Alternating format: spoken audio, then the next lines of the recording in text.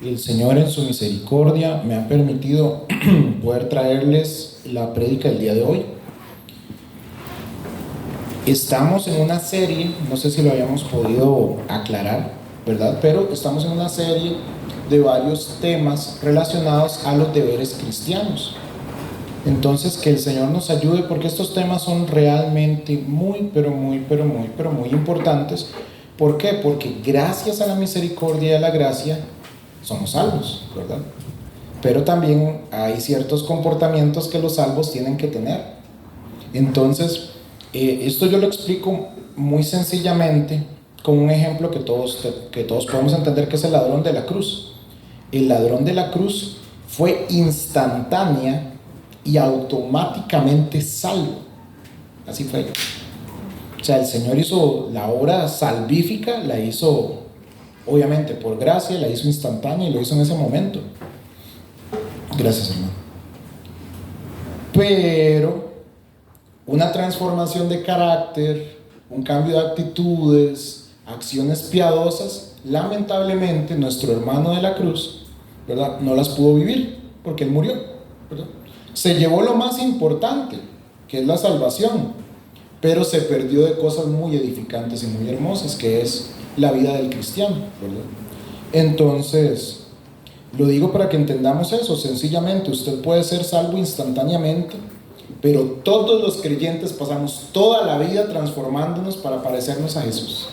Entonces, es algo con lo que debemos gozarnos, debemos lidiar y debemos presentar delante de Dios constantemente. Pero vamos a orar, vamos a presentar este momento delante del Señor. Padre, te doy gracias, Señor, porque tú eres bueno y misericordioso, Señor. Tú nos permites aprender de tu palabra, Señor, conocerte, Señor, y amarte, Padre. Te doy gracias por el privilegio de predicar a tu iglesia, Señor. Te pido que abras sus oídos y abras sus corazones, Señor. Te pido que permitas que tu palabra entre a ellos. Permíteme y solo permíteme predicar a Cristo, no predicarme a mí, no predicarme lo que yo creo, sino lo que tu palabra enseña, Señor. Sé tú glorificándote en medio de cada uno de nosotros, Señor, y que también yo pueda ser edificado por tu exhortación y por tu palabra. En el nombre de Jesús, amén y amén. Dentro de esta serie de deberes cristianos, el título de esta prédica es muy hermoso. Se llama Vivir de acuerdo a la guía del Espíritu Santo. El Señor nos ha dejado un amigo, un guía, y dentro de ese amigo y de ese guía está también el poder para realizar todo lo que Dios nos ha pedido que hagamos. Entonces el Espíritu Santo, primero que nada, es nuestro amigo. Y el día de hoy lo que vamos a hacer es que vamos a hablar sobre esa vida en el Espíritu que está en Gálatas 5. Si usted quiere puede ir sacando Gálatas capítulo 5, lo vamos a tener a mano. De antemano le digo que la primera parte, esa la vamos a pasar un poco por encima. Les voy a dar un contexto general de lo que está ocurriendo en los primeros versículos de Gálatas, pero después vamos a entrar versículo por versículo a la lectura de Gálatas 5. Entonces, ¿qué está pasando en Gálatas? Para variar, el hermano Pablo está luchando contra sus enemigos, los judaizantes. Nosotros sabemos quiénes son los judaizantes. Eran creyentes, porque eran creyentes, pero creían que para que los gentiles pudieran estar en Cristo, también tenían que cumplir con todos los puntos de la ley. Lamentablemente, ellos no habían entendido el poder de la gracia transformadora. Entonces ellos estaban diciendo, bueno, Cristo, qué bueno que murió por los pecados, qué bueno, pero a la par hay que ponerle la ley también, ¿verdad?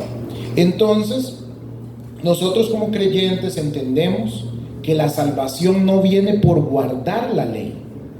Nosotros entendemos que la salvación viene por depositar nuestra fe en Cristo Jesús.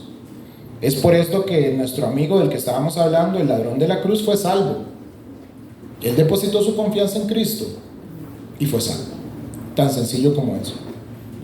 El ladrón de la cruz es un ejemplo muy hermoso porque desafía a todos los religiosos y les dice, no, solo Cristo es necesario para la salvación. Lo deja muy claro. Ahora bien, ¿para qué nos sirve la ley a nosotros los creyentes? La ley nos sirve para muchas cosas. La ley nos sirve como una guía de conducta para los creyentes. No es el camino con el que obtenemos la salvación, pero es una guía de cómo Dios desea que nos comportamos. Es una fuente de sabiduría, es una fuente de conocimiento de cómo ser padre, de cómo ser hijo, de cómo hacer negocios, de cómo hacer la guerra. Hasta enseña cómo hacer la guerra, porque a veces la guerra es necesaria. Hay veces, lamentablemente, la violencia es necesaria. ¿Por qué? Porque estamos en un mundo caído, ¿verdad? Pero sabemos que el Señor no ha mandado a la iglesia a ejercer violencia.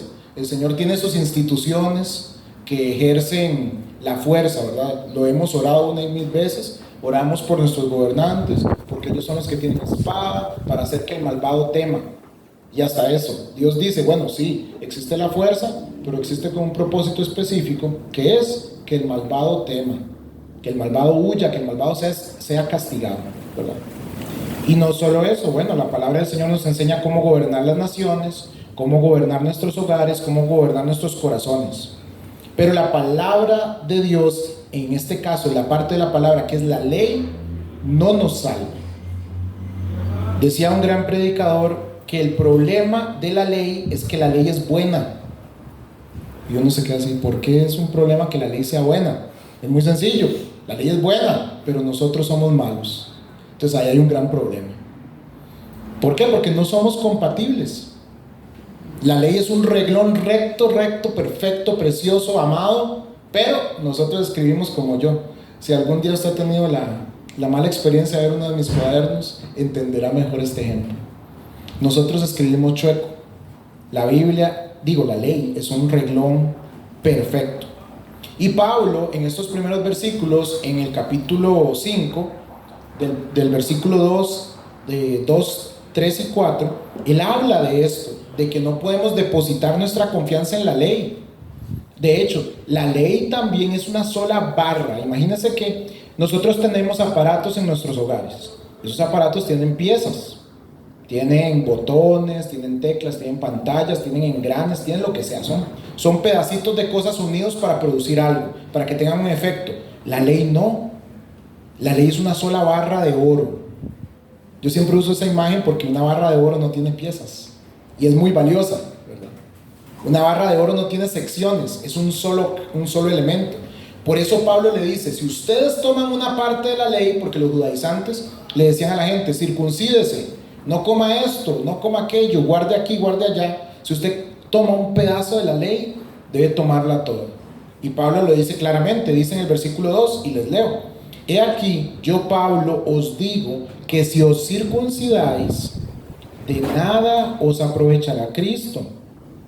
Y otra vez testifico, todo hombre que se circuncida está obligado a guardar toda la ley.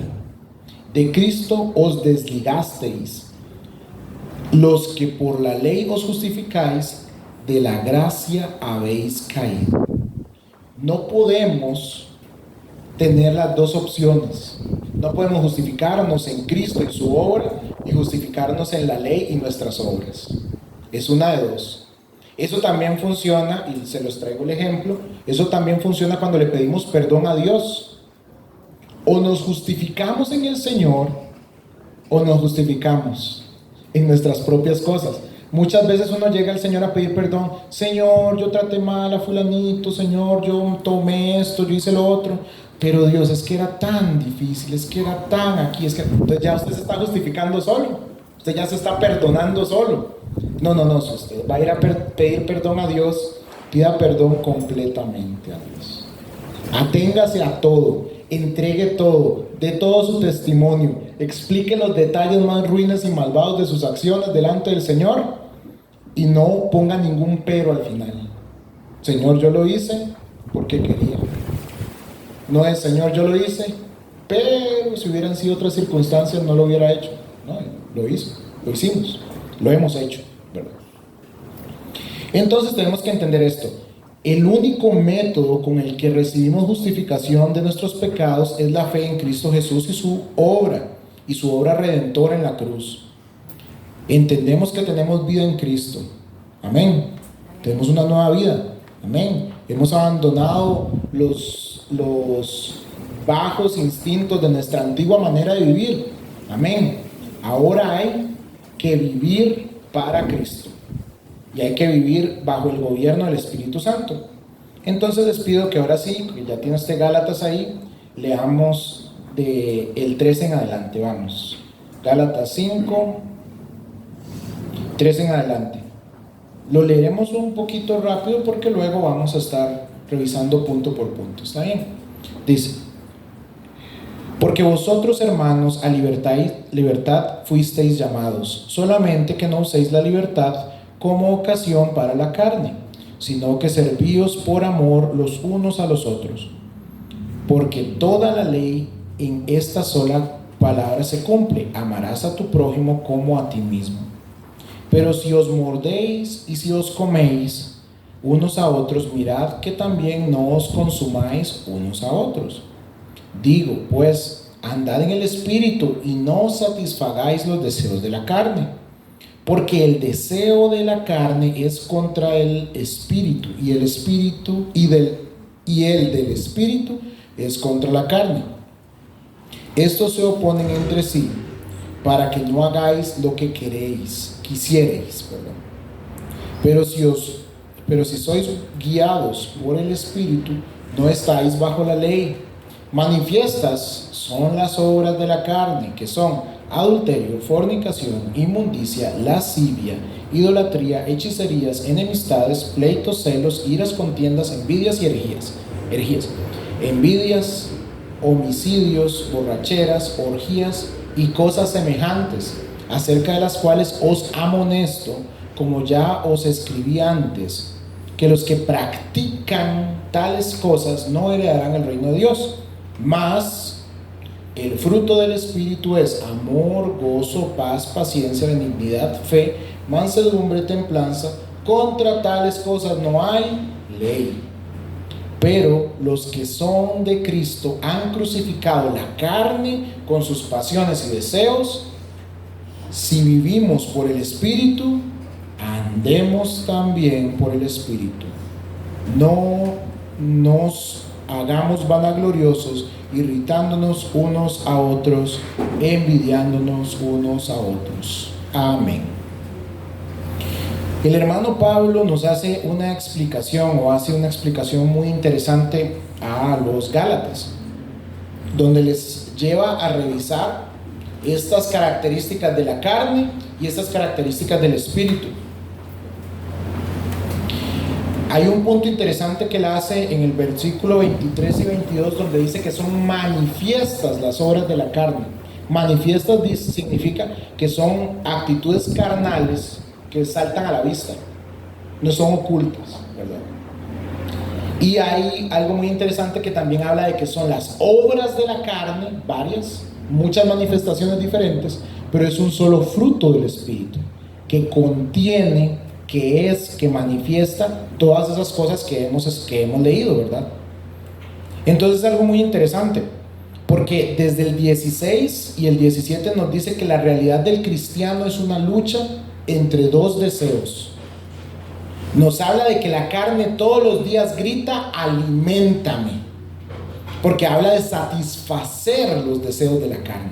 O sea, la carne exige, la carne es como un bebé que desea el pecho de su madre. Él no va a hacer otra cosa que gritar y revolcarse para pedir su alimento.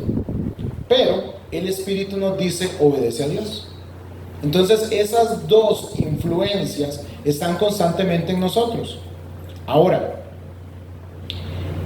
el vivir en el Espíritu nos permite discernir claramente lo que agrada o lo que no le agrada a Dios. También podemos entender por el Espíritu, porque en el versículo 18 Pablo habla de que ya nosotros no estamos ligados y sometidos a la ley, ¿verdad? Si andamos en el Espíritu. ¿Cómo es eso? Porque la ley constantemente nos demanda las obras, nos demanda realizar cosas para nuestra salvación, pero el Espíritu de Dios nos recuerda que debemos ser humildes, porque esa salvación la tenemos de parte de Dios, que nada hemos hecho. Entonces nos mantiene constantemente en el entendimiento de que no importa qué tantas obras buenas hagamos, Solo dependemos de la gracia y la misericordia del Señor. La ley está ahí, la ley es buena, nuevamente, la ley es algo que con lo que llegamos y nos vemos y decimos, esto está mal, esto está bien, puedo actuar de esta manera, puedo actuar de esta otra. Es un buen espejo, es una buena guía. Pero el poder para ejecutar los consejos de la ley, el poder para ejecutar los consejos de la palabra de Dios, solo está en el Espíritu. Entonces, el Espíritu Santo nos mantiene calibrados. Ahora, retomando esto, la carne constantemente pide alimento. Y usted va a darse cuenta que la carne, como diríamos en buen tico, la carne no es quisquillosa. La carne come de todo, come cualquier cosa, come cosas que nos producen placer, pero aún come cosas que nos producen dolor.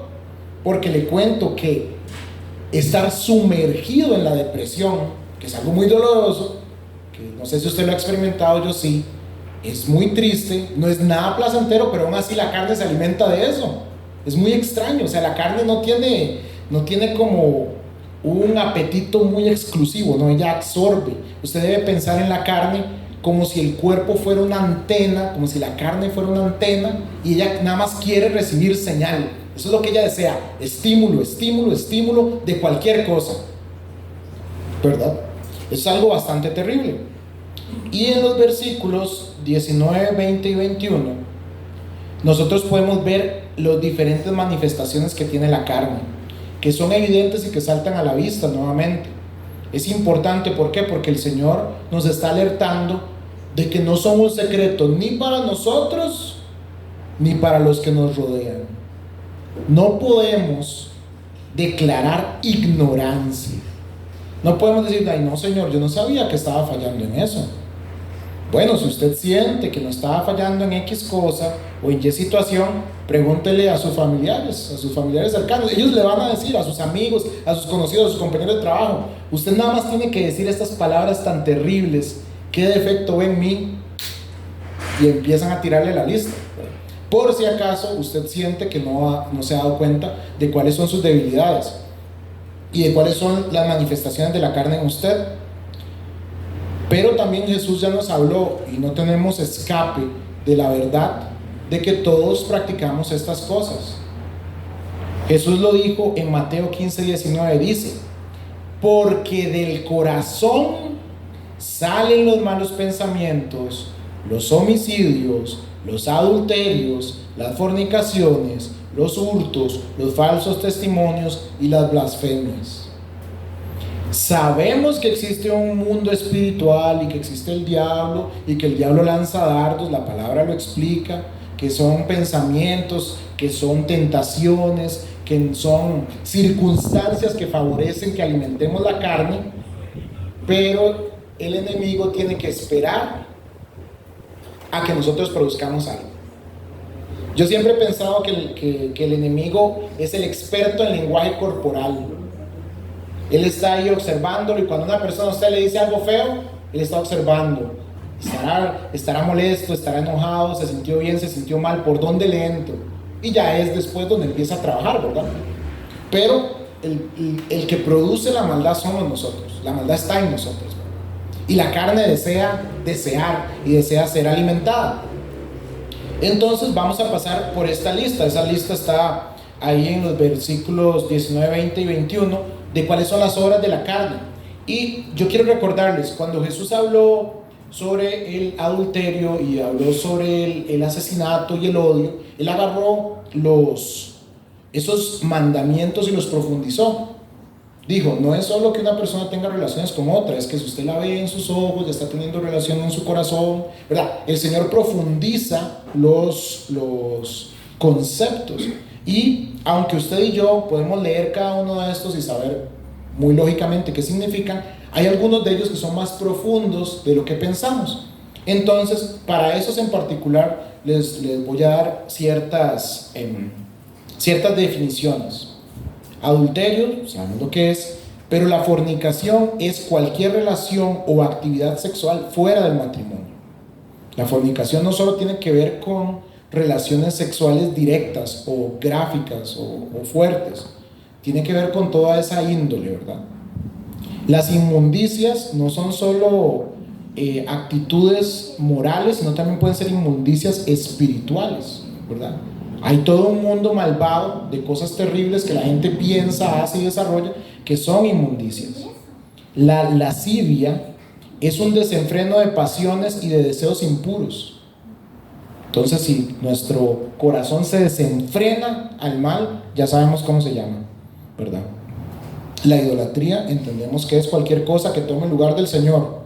No ataquemos a nuestros conocidos del otro lado, ¿verdad? Los que utilizan estatuas de yeso. La idolatría puede ser muchas cosas. Y el pueblo evangélico o protestante ha caído mucho en la idolatría del saco y la corbata, ¿verdad? De esos ídolos de saco y de corbata. Entonces, para que sepamos. La hechicería es algo muy interesante. No solo tiene que ver con echar ramas en un caldero, ¿verdad? Y ser hechicero. No, la hechicería tiene que ver con la manipulación. El querer ejercer dominio sobre una persona es hechicería. Entonces esa tía que decían que era bruja, no es bruja, es hechicera. Esa quiere manipular a la familia, quiere que hacer lo que ellos dicen, ¿verdad? Ejercer poder. Hechicería es ejercer poder para dominar. Y obviamente también esas tonterías del ocultismo, ¿verdad? Que son reales en el sentido de que gente las practica, pero no son reales en el sentido de lo que ellos creen que está pasando. Lastimosamente, ellos también están siendo engañados. Las enemistades las entendemos, los pleitos los entendemos, los celos los entendemos. Cuando habla de iras, habla de explosiones de enojo. Es cuando a usted se le soltó el Rottweiler de la ira, ¿verdad? Usted lo tenía encadenado, se le escapó. Esas son las iras. Las contiendas son rivalidades egoístas. Cuando usted dice, es que esa persona me cae mal y yo voy a ser mejor que esa persona para la gloria de mí, ¿verdad? Entonces la carne se deleita de esas cosas. Las disensiones, cuando Pablo habla de disensiones, no solo habla de gente que tenga diferentes opiniones, sino habla de divisiones por falta de unidad espiritual. Entonces hay que tener mucho cuidado con las disensiones. Debemos guardar nuestro corazón porque afecta a muchas personas. Las herejías son cualquier enseñanza falsa que desvíe de la verdad. Ahora, si una persona es un hereje o no, hay cosas. Una persona puede decir una herejía, puede creer esa herejía, pero si usted le enseña que es una herejía y la persona lo deja de hacer o creer, ya no es un hereje. Pero si esa persona enseña una herejía, cree una herejía, usted le explica que eso es una herejía y sigue defendiendo su herejía porque se sentó en la galleta de su herejía, él sí es un hereje. Hay personas que realmente se les ha explicado con lujo de detalle, con Biblia en mano, con buenos maestros, que lo que están enseñando, lo que están creyendo no es bueno, y ahí se quedaron. No les importó, porque es lo que ellos creen, ¿verdad? Muy lamentable. Las envidias, los homicidios, volvemos al ejemplo que dio Jesús. Jesús dijo, no solo que usted agarre a una persona y la mate físicamente, es un homicidio. Si usted la odia en su corazón, si usted la ofende en su corazón, ya la mató. Y eso es cierto. Cuando uno se pone a analizar, cuando uno ofende a alguien en la mente, uno dice, ojalá que estuviera muerto, ojalá que no existiera, que desapareciera, ¿verdad? Eso es terrible. Ese es nuestro corazón. No podemos salirnos del canasto, lamentablemente. Dice, las borracheras las entendemos. Las orgías son comportamientos descontrolados y pecaminosos. Tienen que ver con esas fiestas extravagantes, que la gente toma, come y hace cosas peores. Lastimosamente, en nuestro mundo, eso ocurre en muchos lugares. Las personas siempre que hacen una fiesta secular, la gente toma y grita y siempre hay un baleado, hay un desorden. Esas son orgías. No solo el factor de las relaciones físicas, carnales, produce una orgía, sino el descontrol, es unirnos para hacer un descontrol, ¿verdad? Y al final dice cosas semejantes por cualquier otra cosa que tal vez se invente después, porque la palabra de Dios lamentablemente habla de que hay personas que son inventores de males. Entonces hay cosas que todavía se pueden inventar. Pablo dejó el paréntesis abierto porque sabía que el corazón humano constantemente fabrica estas cosas. Y esa era nuestra situación. Pero ahora, a lo que vinimos, vivir de acuerdo a la guía del Espíritu.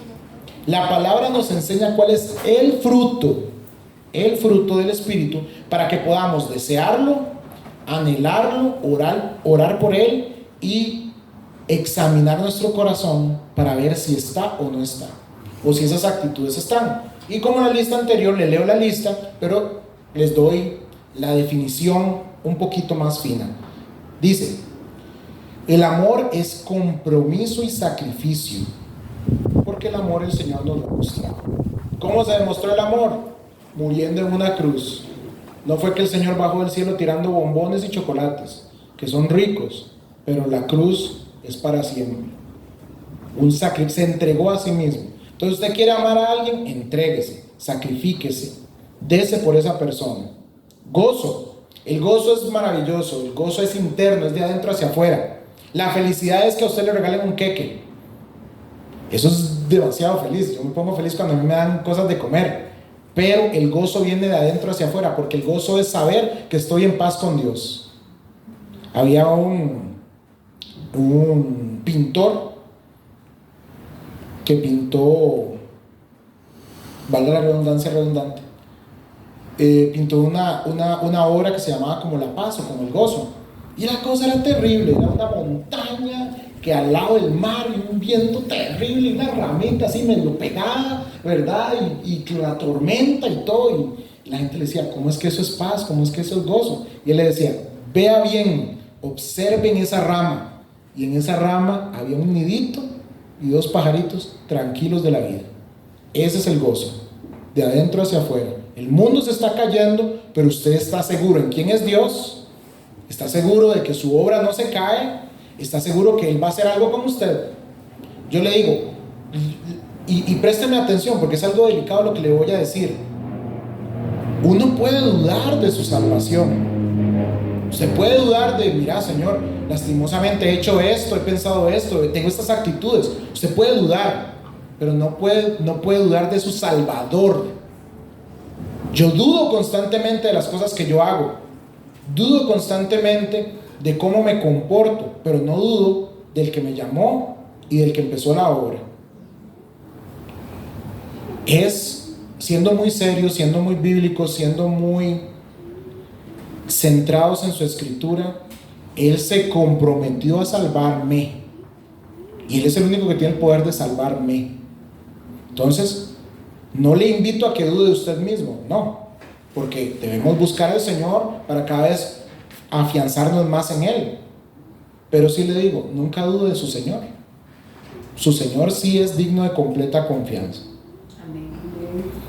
Y continuamos. La paz la entendemos.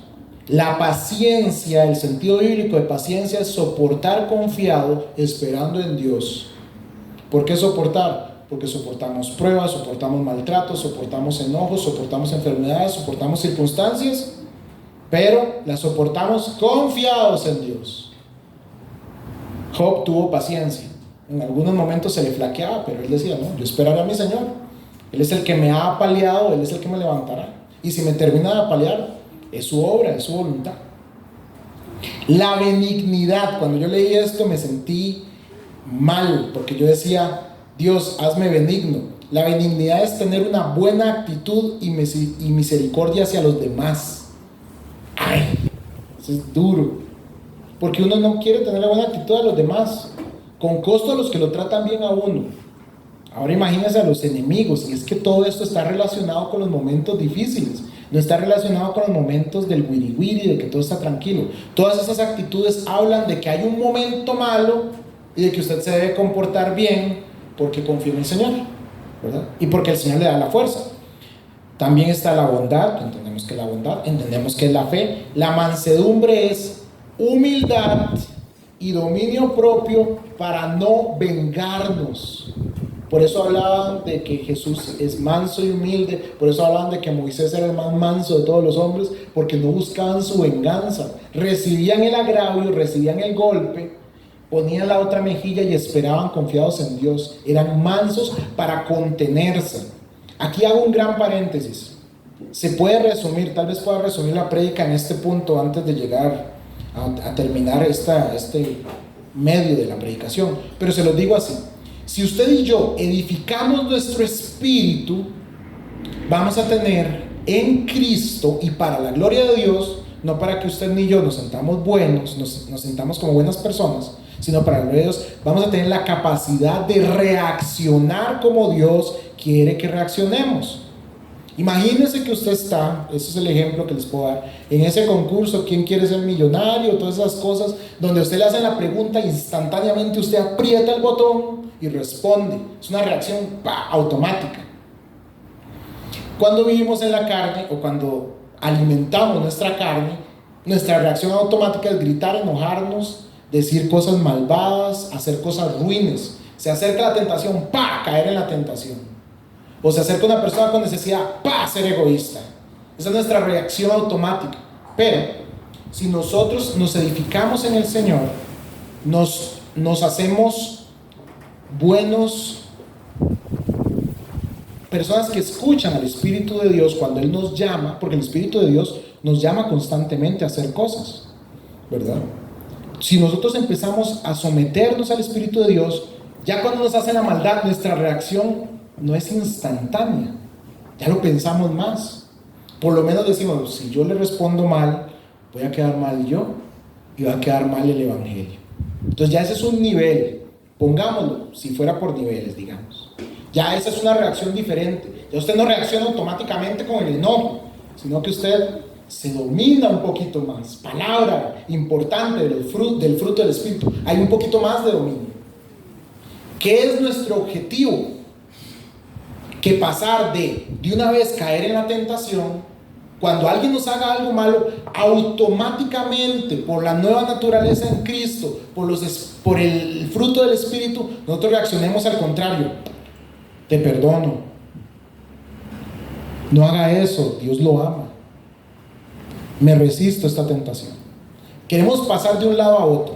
Queremos pasar de automáticamente alimentar a la carne a pasar a meditar si vamos a alimentar a la carne o no, a negarnos completamente y a reaccionar como Cristo quiere que reaccione. Vamos a irnos jalando. Esa es la obra que nuestro hermano de la cruz no gozó, lamentablemente.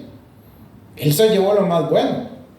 Amén, qué bueno. Nosotros también tenemos esa promesa, pero que usted no se sienta mal. Tenemos esa misma promesa. El momento en que usted y yo cerremos nuestros ojos, lo vamos a ir a conocer. Más importante el Señor, pero Él también estará ahí. Pero la obra de la renovación de nuestra vida, el vivir en el Espíritu, es alejarnos de esa primera reacción carnal y tener una reacción espiritual. Tener una reacción que le dé gloria a Dios. Yo le comentaba a mi esposa que no es que estamos solos en esto. El hermano Pablo estaba en este problema. También él estaba metido. ¿Por qué? Porque a él lo agarraron, llegaron, le pegaron y se volvió y se enojó y le dijo: ¿y por qué usted me pega? Yo soy ciudadano romano, ¿qué le pasa? Reaccionó. No fue pecaminoso, pero reaccionó. Y le dijeron: no, Pablo, aquí hay personas de cierto grado de autoridad, ¿qué le pasa? Y Pablo: no, disculpe, lo que yo quería decir es esto y esto y esto. Entonces hubo un cambio, una reacción que no estaba tan bien. Él echó para atrás y reaccionó todavía mejor, ¿verdad? Eso es lo que buscamos, reaccionar cada vez mejor a cómo debemos reaccionar, ¿verdad? Esa es la mansedumbre, el dominio propio y no vengarnos. Y la templanza es también dominio propio, pero de las pasiones y los deseos desordenados, y transformarlos hacia una manera piadosa. El mismo ejemplo: nos dieron el puñetazo, nos contuvimos y le decimos: no haga eso, eso está mal, eso no le agrada a Dios. En lugar de prensar los dientes y gritar. Esos son el fruto del Espíritu. Es una obra transformadora que Dios hace en nosotros. Ahora, ya conocemos cuáles son los frutos del Espíritu. Ahora tenemos el fruto del Espíritu. Tenemos que entender que el Espíritu nos llama constantemente. El Espíritu Santo nos llama, y usted no me dejará mentir, nos llama a orar, nos llama a leer su palabra, nos llama a tratar a las demás personas con amor y con misericordia, a molestarnos por lo que desagrada a Dios, a indignarnos por lo que Dios se indigna, y a tener una actitud de búsqueda de Dios. Usted no me deja mentirlo. En algún momento del día, si usted tiene el Espíritu de Dios, si yo tengo el Espíritu de Dios, en algún instante del momento de su vida cristiana, el Espíritu Santo le ha dicho: ¿dónde está tu Biblia? ¿Por qué no has perdonado? ¿Cómo debes tratar a fulanito de tal? Y uno lo toma como regaños, pero no son regaños, son instrucciones. Cuando Pablo habla en los versículos, en los siguientes versículos, él habla de caminar en el Espíritu. El verbo en original en el griego es marchar, como una marcha militar, como cuando usted sigue a alguien. Entonces Pablo nos está diciendo, caminar en el Espíritu es seguir al Espíritu, es escucharlo. Y nosotros hemos tenido esas oportunidades.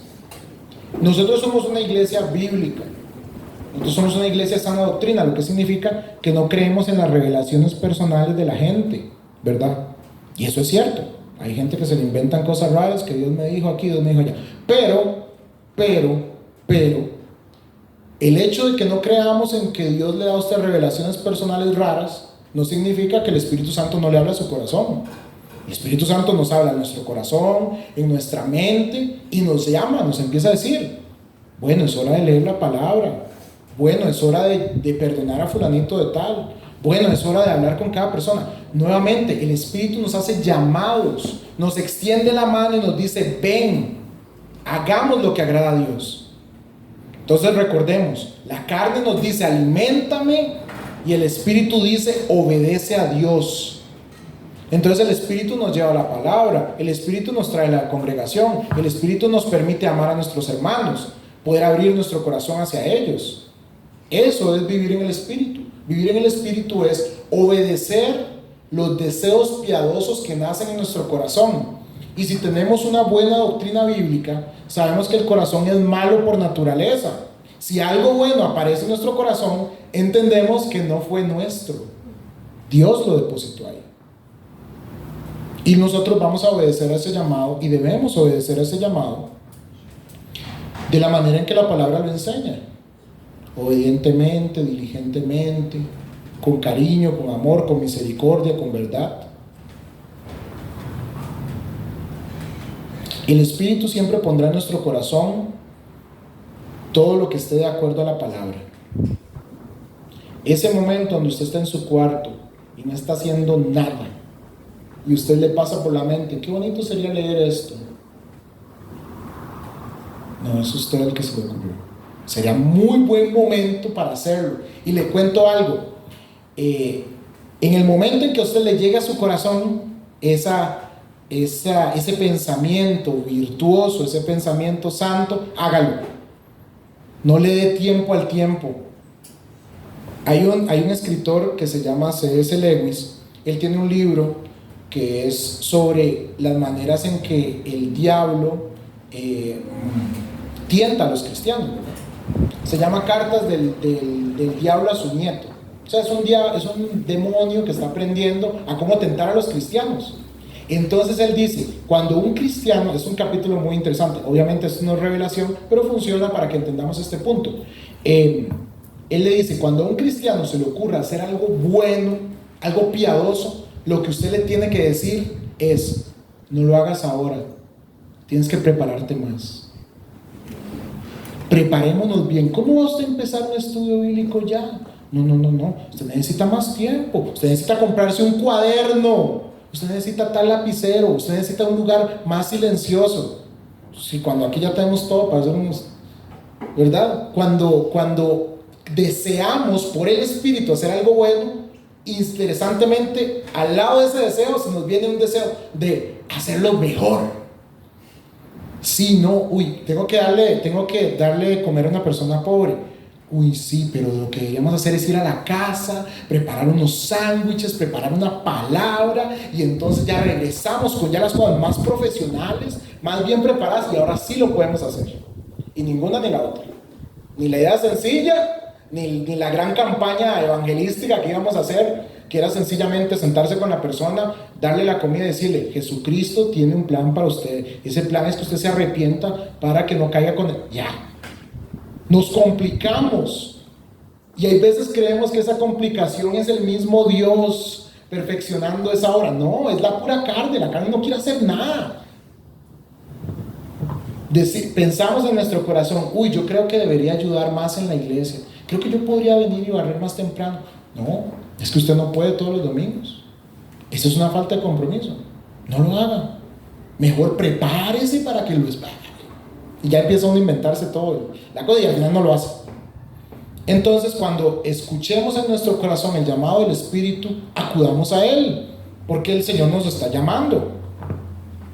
Hermanos, ténganlo por seguro que el Señor, a nadie aquí está llamando a decirle, quema tu casa, abandona todo, vete a la India.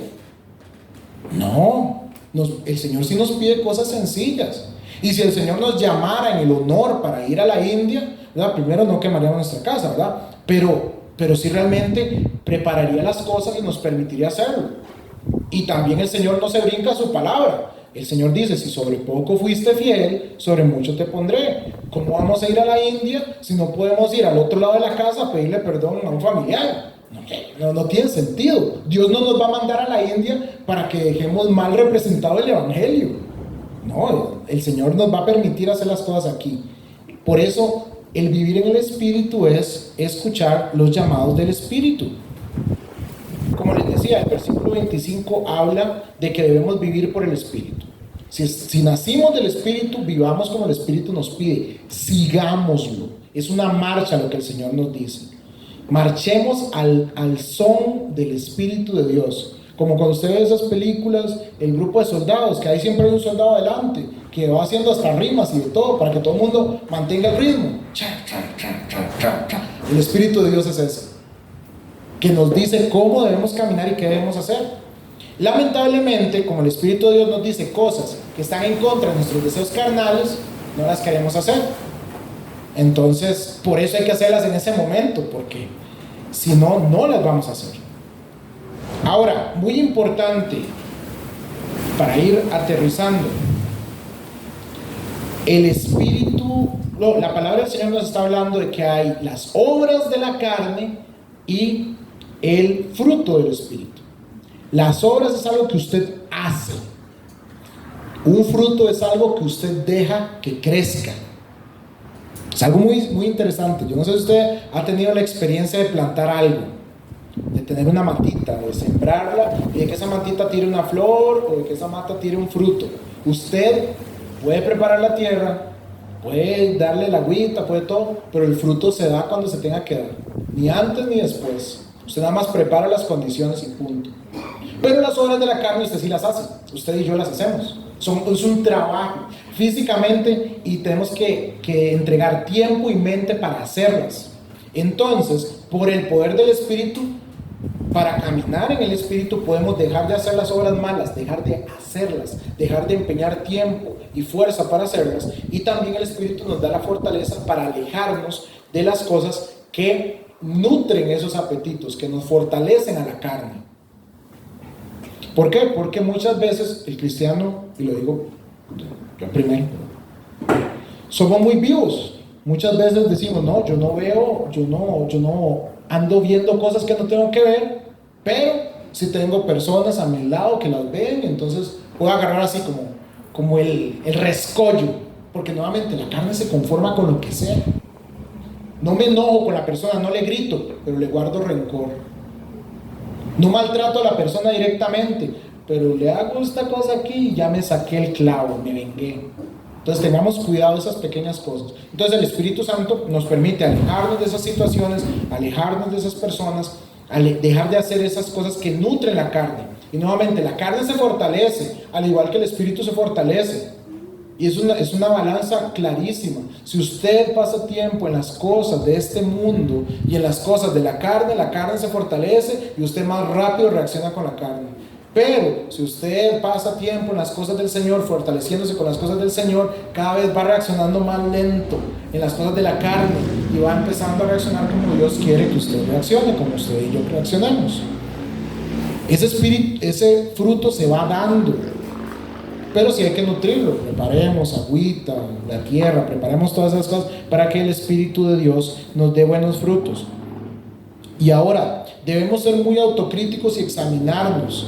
Si estas obras carnales que la palabra enseña son abundantes en nuestra vida, estamos en peligro. Estamos en un gran peligro. La Escritura dice, y lo repito por tercera vez, las obras carnales son manifiestas, no son ocultables. Son ocultables, pero tarde o temprano se sale. Es como tener un sándwich podrido en la lonchera. Está ahí escondido, pero su influencia sale de la lonchera. Se huele. Entonces, ni usted ni yo necesitamos intentar recordar más allá de 7 días para ver si hay alguna de esas actitudes en nosotros. En este instante usted cierra los ojos porque Dios es bueno. Sepa, ese también es la obra del Espíritu. Si usted en este momento le dice: Señor, muéstrame en qué he fallado, prepárese porque viene la lista. Y eso es bueno. Eso es bueno. Eso es bueno, que el Señor nos diga lo que hemos fallado. Y también esa otra parte, que el Señor nos diga en lo que no hemos obedecido. ¿Por qué? Porque el llamado y las instrucciones del Espíritu Santo son muy claras. Como les dije, el Señor no te va a pedir: crea una fundación para alimentar a la gente de la calle. No, Él le dice: vaya, ahí usted, hágalo. Y si Dios quiere que haya una fundación para alimentar a la gente de la calle, que eso es bueno, por cierto, es bueno, empezarán a juntarse las personas y las cosas se van dando. Pero hay un proceso, y ese proceso siempre empieza con la obediencia. El vivir en el Espíritu es la obediencia. Usted y yo sabemos claramente qué es lo que nos edifica, qué es lo que debemos hablar y qué es lo que le da la gloria a Dios. No hay quite, aquí ninguna persona tiene ignorancia de estas cosas. Pero también sabemos cuando de nuestra propia voluntad hemos rechazado el llamado del Espíritu. El Espíritu ha sido claro. Hemos tenido oportunidad de amar y hemos odiado. Hemos tenido oportunidad de perdonar y nos hemos vengado. Hemos tenido oportunidad de ser bondadosos y mostrar a Cristo, y hemos sido egoístas. Hemos cerrado nuestro corazón muchas veces contra nuestros hermanos y no les hemos abrazado. Ahí está claro, la Escritura nos lo dice todos los domingos en los mensajes del grupo. Usted en su vida cristiana, el Espíritu Santo que le habla, todos los días le da cosas piadosas y buenas y edificantes que hacer. Se las pasa como un bus, como anuncios, como el Facebook, que le tira todos los anuncios a cada rato. Usted está pensando en alguna tontera, pero el Espíritu de Dios le dice: no, piensa en esto. Y usted dice: no, lo quita con los videos, ¿no? Quitar el anuncio, y sigue con su vida. El llamado del Espíritu es constante porque el Espíritu nos desea apasionadamente. Desea que obedezcamos a Dios. Desea que vivamos como Él quiere que vivamos. Ahora, nuevamente, si tenemos muchas de estas actitudes, de estas obras carnales en nuestra vida, debemos aceptar que estamos en un gran peligro. Hermanos y hermanas, visitantes, es imposible que nuestra actitud sea mundana y que realmente seamos de Cristo. Si las obras que practicamos son carnales, estamos en un gran peligro. Tenemos una de dos opciones. Si vivimos practicando, porque Pablo habla de la práctica, ¿verdad? No quiero ser condescendiente. ¿Por qué? Porque el Espíritu Santo va a querer que seamos santos como Dios es santo. Quiere que seamos perfectos. No lo lograremos en esta tierra, pero eso es lo que quiere Dios y a eso vamos. Yo no le voy a decir: es que si usted solo tiene uno de esos frutos de la carne, esas obras de la carne, usted está bien, hermano, siga así. No le puedo decir eso, porque capaz que esa obra de la carne es el asesinato, ya sea físico o en su corazón. No le voy a decir eso, sería irresponsable. Lo que sí sé es que el cristiano lucha contra las obras de la carne. El cristiano no se deja vencer por las obras de la carne. Y cuando es vencido, corre a su Señor para ser restaurado. Entonces, si no hacemos eso, si no corremos a ser restaurados, si no pedimos perdón, si amamos y disfrutamos cuando somos vencidos por las tentaciones, tenemos dos opciones.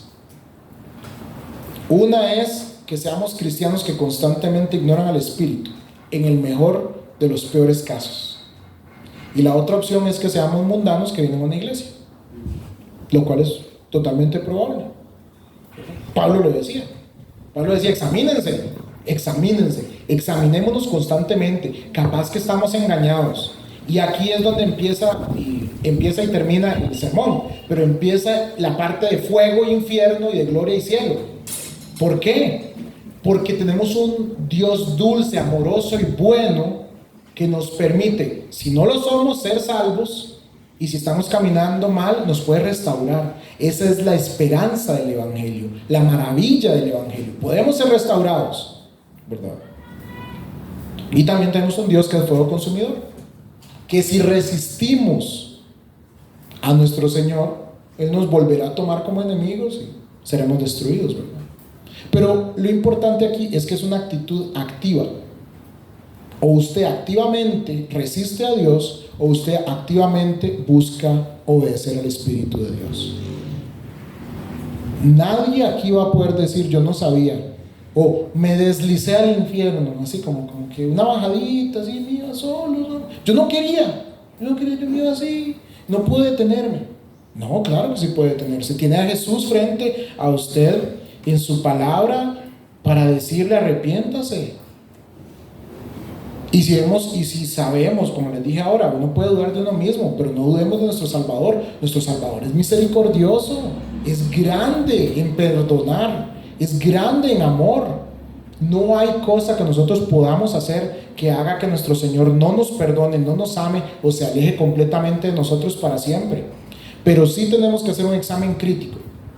Sí tenemos que llegar con un dictamen bien hecho y analizarnos y decir, bueno, las obras de la carne, todas las que mencionaron las practico y me gozo en ellas. O, bueno, hay varias en las cuales las practico y me gozo. Por gloria a Dios, no hay ninguna en las que practico y me gozo. Y abundo en los frutos del Espíritu. Tenemos que examinarnos y tenemos que ser sinceros. ¿Por qué? Porque nadie puede llegar. Nadie es una palabra muy fuerte, pero no es lo mejor que una persona llegue y te señale todas tus obras carnales, aunque sean manifiestas. Lo mejor sería que nosotros las admitiéramos delante del Señor y luego buscáramos ayuda pastoral o buscáramos la ayuda de los hermanos o nos enfrentáramos directamente al Señor y empezar el proceso de restaurarnos, de empezar a echar para atrás. Los recursos están, hermanos. La salvación ya está. La cruz, ¿qué más queremos que nuestro Señor, verdad? Entonces, el tema es vivir en el Espíritu. ¿Cómo vivimos con el Espíritu o en el Espíritu? En obediencia. Como les dije, el Espíritu nos hace llamados constantes a hacer lo bueno. Escuchemos esos llamados.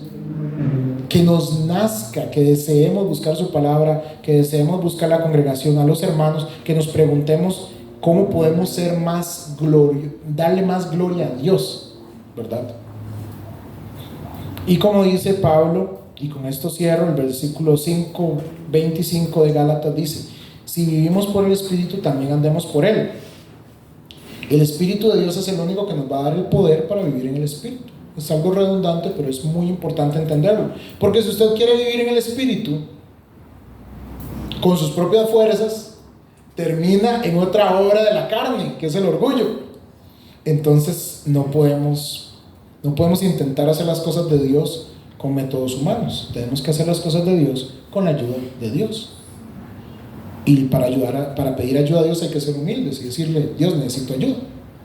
Necesito ayuda en X y Y circunstancia o situación, y solo tú eres el único que puedes ayudarme. Amén.